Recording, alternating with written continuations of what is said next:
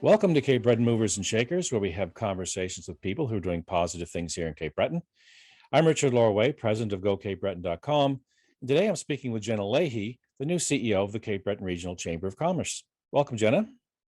Thank you, Richard. Thank you for having me. I'm excited to be here. Oh, great. Well, it's great to finally catch up with you. I imagine you must be really busy these days.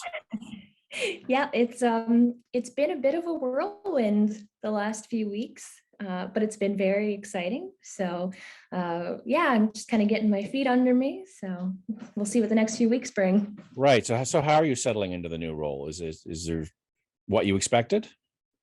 I didn't really know what to expect, but I've been pleasantly surprised.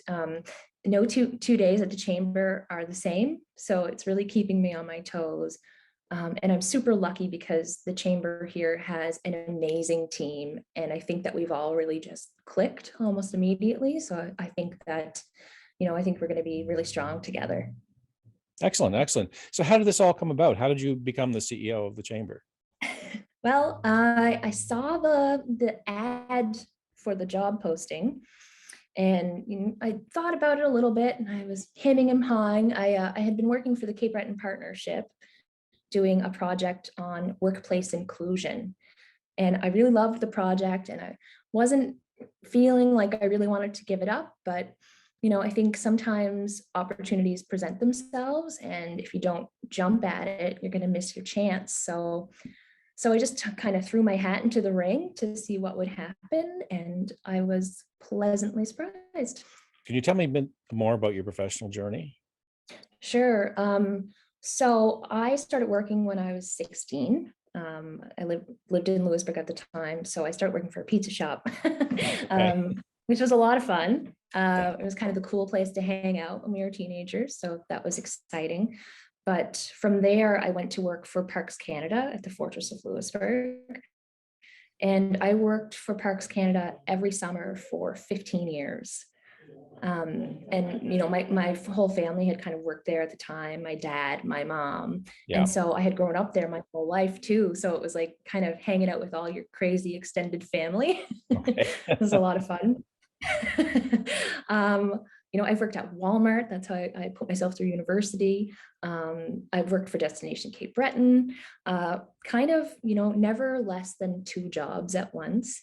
Right. My mother is a very hard worker. And so I think that I've kind of got that instilled work ethic from her. So yeah, 2 jobs at least. But then after I left Parks Canada, I went to work for Lewisburg Seafoods. And I had never really worked that closely in private business. I've worked for them, obviously, but that really opened my eyes to how private industry works. So, when you're in government, things can take a long time to get situated, but I had this mentor, and you probably know him, Danny Hansen. And so Yes. I'd come to him with an idea and he'd say, okay, go do it. Oh, yeah. Okay, sure. Well, you don't want to talk about this? So it really changed, my perspective on how things get done. Yeah. And then from Lewisburg Seafoods, I went to the partnership to do research on barriers for women in entrepreneurship across Cape Breton and Utamagi. So your background is quite varied. It's not purely business. Can it's given you a different perspective on business community and how they interrelate? I'd like to think so. I've done a lot of research on the ground. That's how I like to operate. So for me, I think everything should be driven by data. My background has given me more of an analytical approach and has honestly turned me into a bit of a data nerd. So, I want to know the reasons behind why we're doing what we're doing. So for me, it's really important to get that on the ground approach, to work with businesses directly to find out exactly what they want us to do to support them or to advocate for them, or really how we can help them move forward.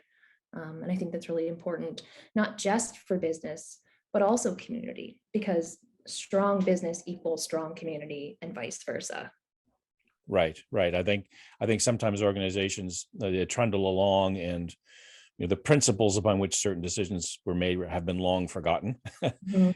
And yeah, And so in a way that kind of leads me a little bit to my next question, which is, given with your background and your interests and the kinds of things that you do, you think it's positioning the chamber slightly differently than it's been historically? I think it might be. I worked with a lot of small business in my time at the partnership, and I've seen a lot of programs and services that don't necessarily apply to those businesses, and I think that that's something that needs to change. Um, I think it's really important. Of course, I would rather them tell me that, Right. but through the research that I've done, that's been my takeaway. I've done a lot of work in diversity, equity, and inclusion as well, and so I'd like to see a more accessible feel to the chamber. So, we have a lot of really wonderful events that are really important in the business community, and there are signature events, they happen every year, and I'd love to continue those moving forward. But I'd also like to add in, some stuff that's a little more kind of close to the ground. So Okay. where people from smaller businesses are willing to come and, have like a more relaxed environment. I think that would be really beneficial, because I think it would bring out people who aren't necessarily going to things like the Hall of Fame awards or the Excellence in Business awards. Right. And it's a much broader community, and I think we can reach them more effectively that way. Excellent. Mhm. Excellent. So what do you see as being the core mission of the chamber? Well, we just want businesses to thrive in Cape Breton. That's really the goal. And like I said, if you have a strong business, you have a strong community. And I think that community aspect is also incredibly important. And so, I would like to see a lot of collaboration with different partners and different organizations. I think, one of my favorite sayings has always been, do what you do best and partner for the rest. And I Right. think that's really key. So I'm hoping to strengthen some of those relationships as well moving forward, to see where we fit, where we can assist other people where they fit. And so, just working with businesses to ensure that, they're getting everything they need, or that we're helping them to try to get everything they need. So, yeah, Okay. I think, So I think all business should have a say. yes. So I'm going to Okay. be that voice. Mhm. So advocacy. I'd like to talk about advocacy for a minute. And I see on your website it's obviously something you do, and there are some issues identified on there. So how do you see the chamber's role in advocating for the local business community, and what are some of the key issues you'd like to pursue? Yeah, so these are things that have been worked on in the past or are being continued to work on right now. So things like the airport issue is one, um, the library, of course, healthcare retention, getting doctors here to help the population. And I think it's our role to really be the voice of business in these respects.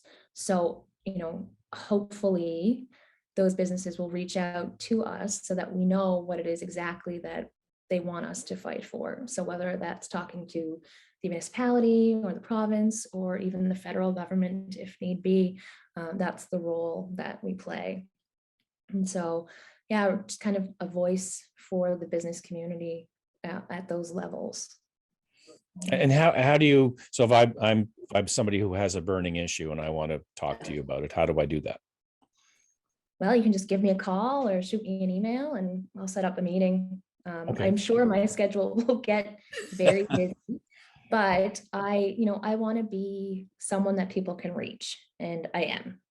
Even when I was running, so I was running an entrepreneurship program in the Indigenous communities across the island, and I always told my students, if you need me, you reach out to me and I will answer my phone. I don't care if it's 3 o'clock or 10 o'clock, if you need me, I'm there.